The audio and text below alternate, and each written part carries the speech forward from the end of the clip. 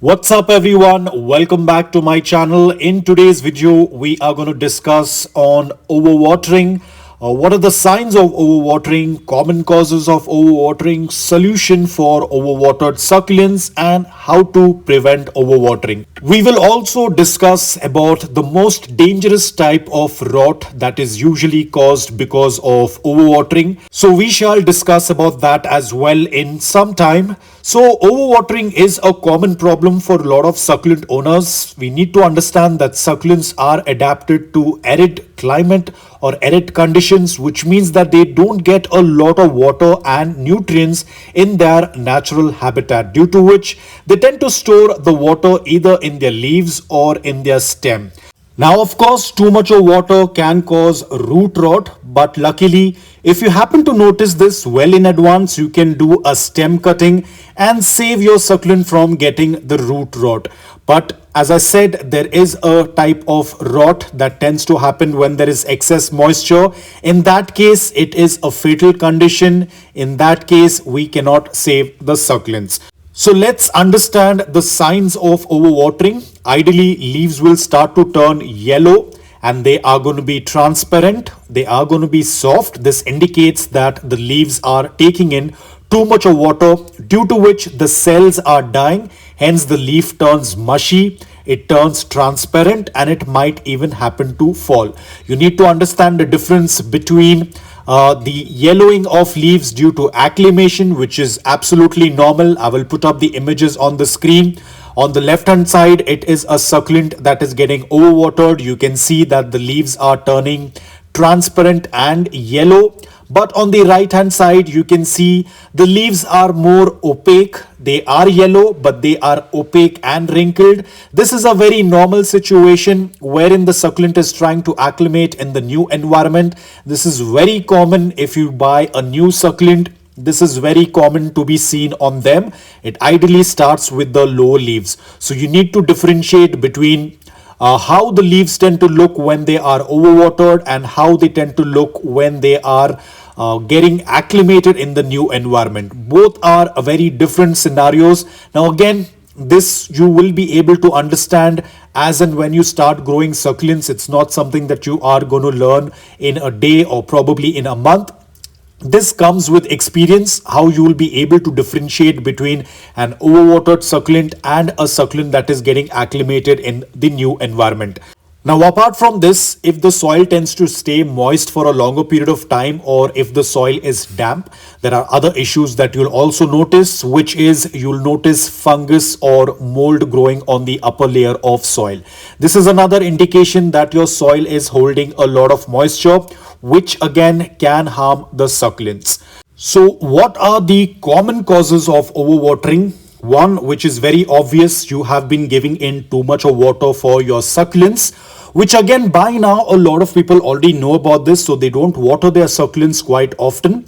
But even after that, why do succulents still get overwatered? Like I have heard people say, but I watered my succulent once a week, or I watered my succulent, the last time I watered my succulent was 15 days back, but still it has got completely rotted. Then this issue is not related with you giving water every day or frequently, but it is because your soil is holding a lot of water and you are not letting your soil dry completely.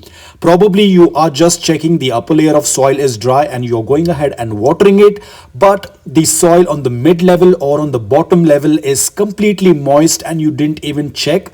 So you went ahead and watered it, thinking that the upper layer of soil is dry, and this again has caused overwatering. Overwatering necessarily does not mean that you're watering your succulents every day or frequently. It can also be that you're not letting the soil dry completely and you're going ahead and watering it. Thus, the succulent starts getting rotted by overwatering. Now, another important reason why your succulent will get overwatered is when you do not have drainage in your succulent pots. This is another cause. A lot of people do grow their succulents in pots that don't have a drain hole, but if you are a beginner, I would say please skip this part because this is not how it's going to work. You are going to have a very difficult time to understand because this is your learning phase, and when you are going to get a pot without a drain hole, plant a succulent in that, that, it is going to make things even more complicated. It's pretty simple. Just get a pot with drain hole and it is going to make things very simple for you. But if you want to complicate things, then of course you can go with a pot without drain hole. As a beginner, it is going to be quite difficult for you to understand that. So best go with the pot with a drain hole. The another issue with overwatering is going to be related with the soil mix. As I keep mentioning in this every video, please have a soil mix that tends to dry faster, that is loose, porous and well draining. Soil is the most important thing. Everything is kind of related with the soil mix. If you have the right type of soil mix, you'll never have any issues with succulents, whether with underwatering or with overwatering. You need to have a lean nutrient soil mix which is loose, porous, well draining, that tends to dry on the second or on the third day. If your soil tends to dry on the second day, nothing better than that. So now, what are the solutions for overwatered succulents? The best option is to immediately remove your succulent out of the pot, especially if you have noticed that a large number of the leaves are turning transparent and yellow. Immediately take your succulent out from the pot. If you notice that the soil is still quite moist, or let's say if it is slightly moist, but you notice a number of yellow transparent leaves, immediately take your succulent out from the pot. The succulent is still giving you a second chance. If you are going to ignore this chance, then your succulent will get into something called as crown rot. As you can see the image on the screen, this is called as crown rot. If you happen to notice this on your succulent, it is the end of the succulent. You cannot do anything with this particular succulent. You cannot do a stem cutting. You cannot do a leaf propagation. Nothing can be done with this succulent apart from just taking it and trashing it in a trash bin. So be extremely careful, guys. Do not let your succulent reach to this stage, because once the succulent reaches to this stage of crown rot, it is irreversible. Nothing can be done after this. So I had already made a video on how I saved my titubans from getting overwatered. I took it out from the pot and I had kept it aside in indirect bright light, and once the succulent started to look better, I then transferred it to a new pot with a soil mix that was completely dry. So in that way you can save your succulent from getting overwatered. Now, how to prevent it? It's always said that prevention is better than cure. So the best way is to wait for the soil to be completely bone dry before you go ahead and water again.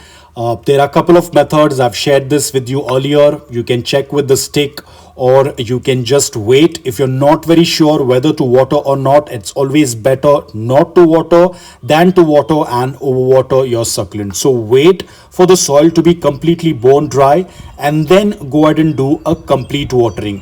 When the soil is completely bone dry, when the succulent is thirsty, now you have to do a deep watering, meaning you have to water until the water starts passing through the drain hole.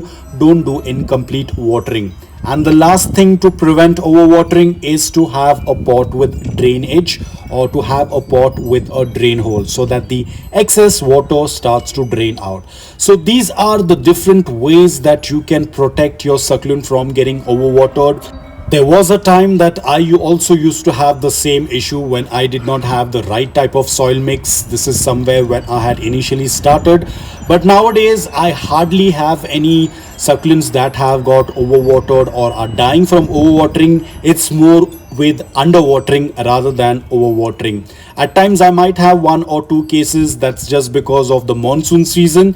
But compared to the initial start, right now things are very much in control, and I'm very happy. As a gardener, you must have a control on a lot of things when it comes to plants. You should have a control on how much of sunlight you can provide to your plants, how much of watering, how much of fertilizers. This is all under your control, and you should be able to understand when and when not to provide it to your succulents. Is it more? Is it less? This is something that you should understand, and again, this will come to you with experience. It takes a little bit of time because everyone has a very different environment, different climate. Probably you are in a different season altogether, so a lot of things come in the picture, and this all comes through experience. Give it at least a year's time or maybe 2 years time, and trust me, you will understand almost 80 to 90% of gardening, and this all comes with experience. It definitely does not come with reading articles, and it doesn't come with just seeing the videos.